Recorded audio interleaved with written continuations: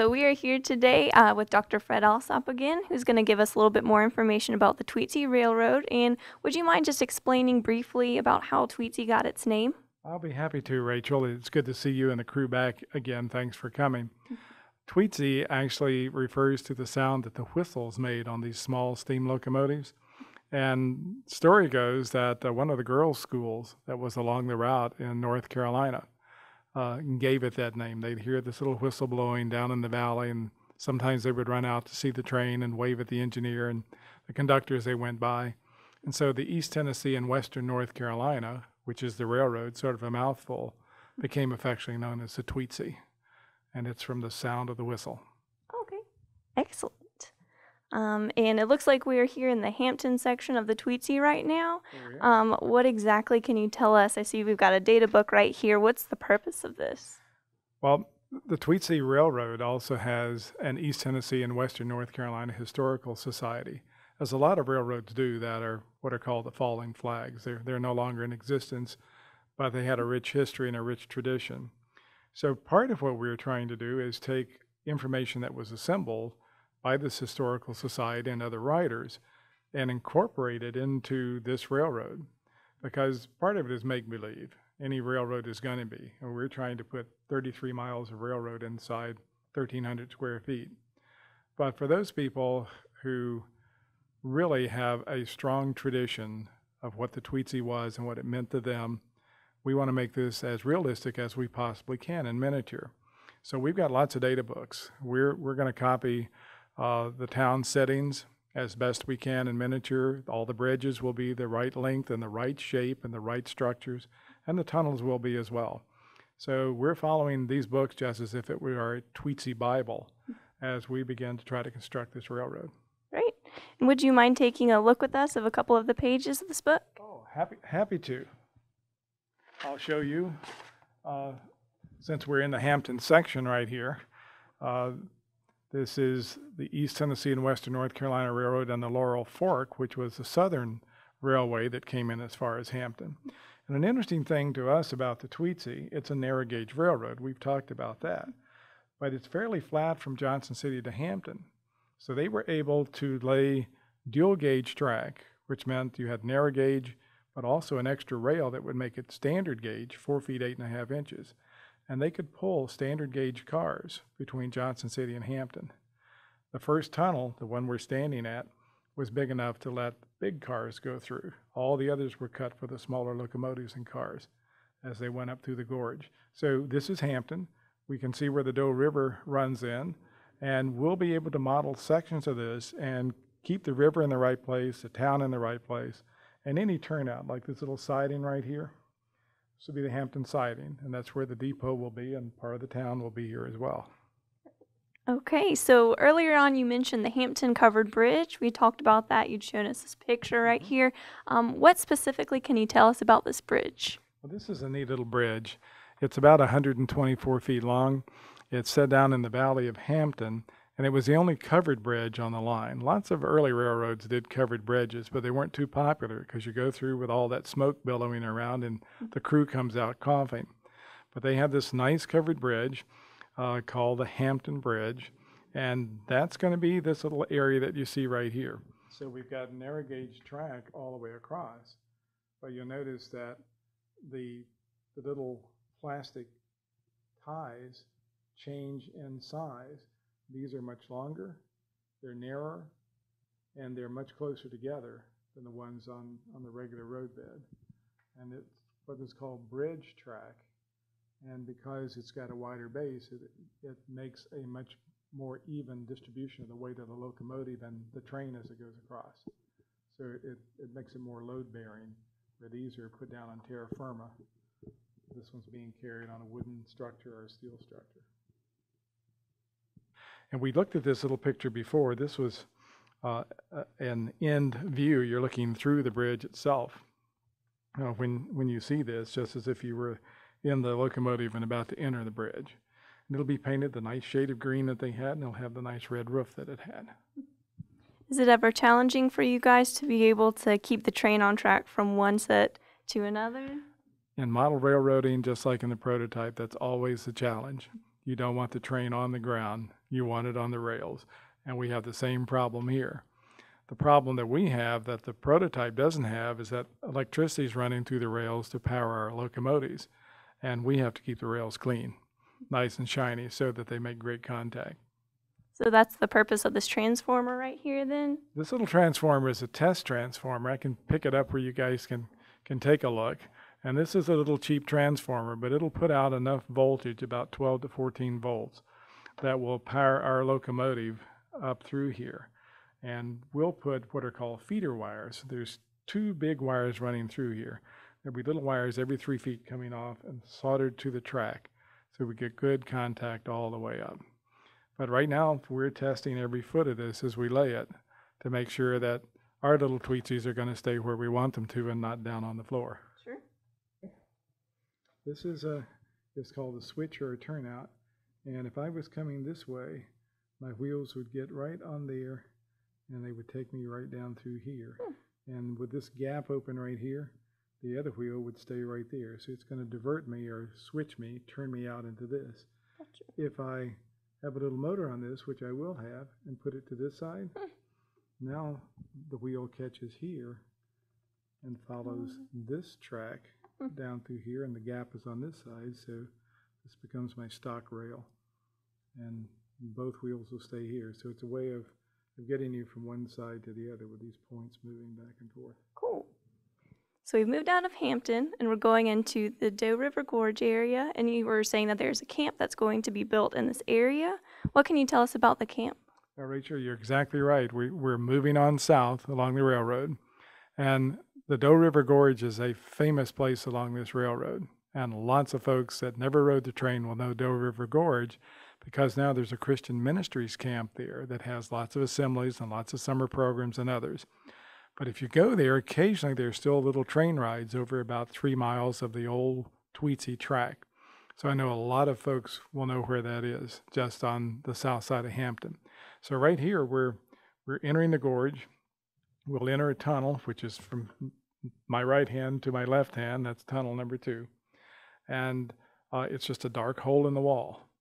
No lining, it's just cut in the rock using black powder and picks and shovels. That's the way they built this railroad.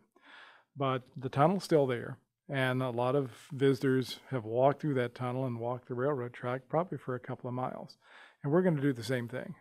We're going to take a little walk from tunnel number 2 along the track, which now you can imagine with lots of mountain scenery, rhododendron, laurels along the side of it, and lots of forest.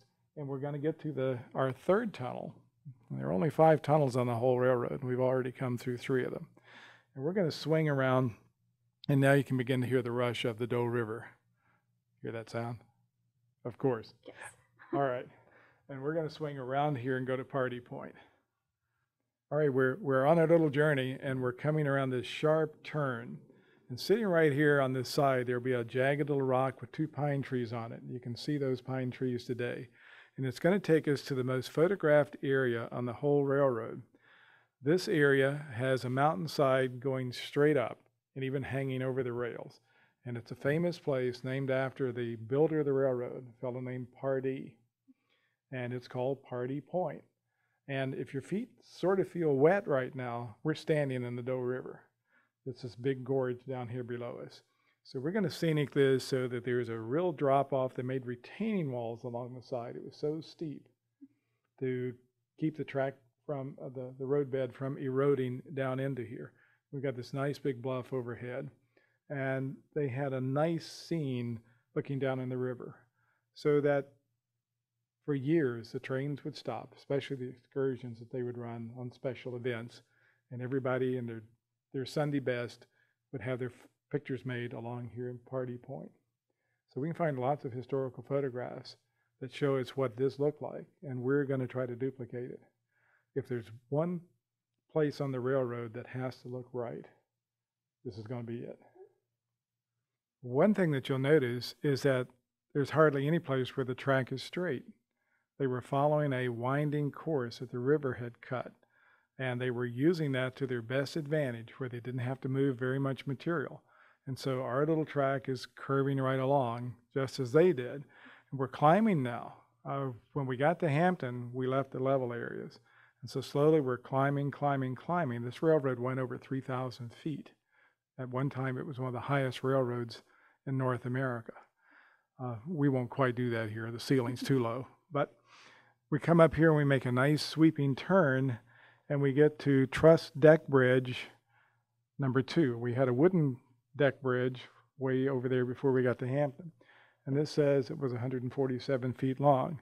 And that means that all the steel is going to be underneath and the train's going to go over the top of the bridge rather than through the bridge. And just as the Tweetsie did, we'll come out into a tunnel. It's 151 feet long, tunnel number 4, and right back onto a bridge.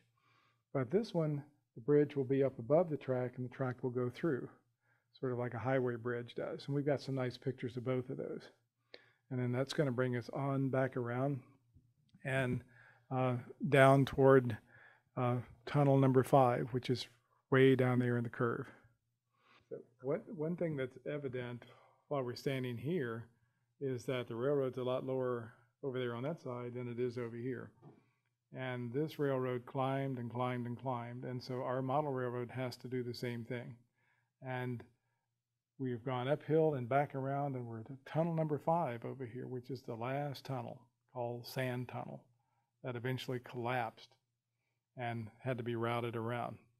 So all the tunnels still exist. You can walk the rail line and see it. We've done that. We photographed a lot of it, so we can try to recreate it as we build this model railroad. And you were asking about something over there. Yes. These blue dividers right over here in the backdrop, what purpose would they serve? Well, our mountains can't go on forever. And when we go around this little peninsula, we're in a different part of the railroad. So we're going to do something called a view block. These boards will be high enough so that I can't see from this side to who's standing over on the other side. I can't see the scenery on beyond because we were in the mountains. And this will carry pictures of sky and mountains in the background, and in the foreground we'll run our scenery right into it, so that coming down through here, watching the locomotives pull their trains, you'll be in a mountain valley, and you really won't see what's over on the other side. So it'll make the railroad look a lot bigger, but it'll make this gorge look a lot more narrow and mountainous too as we go through. These view blocks will be distributed throughout the museum and not just in this particular area, correct? Exactly so. Every bit of this track, once we leave the Elizabethton area, will have view blocks. So you'll only see one section at a time, the section you're actually walking through. If you're following the train through, it'll be like you're a passenger on the train and you'll see the scenery go by as you walk through it. Okay. Right?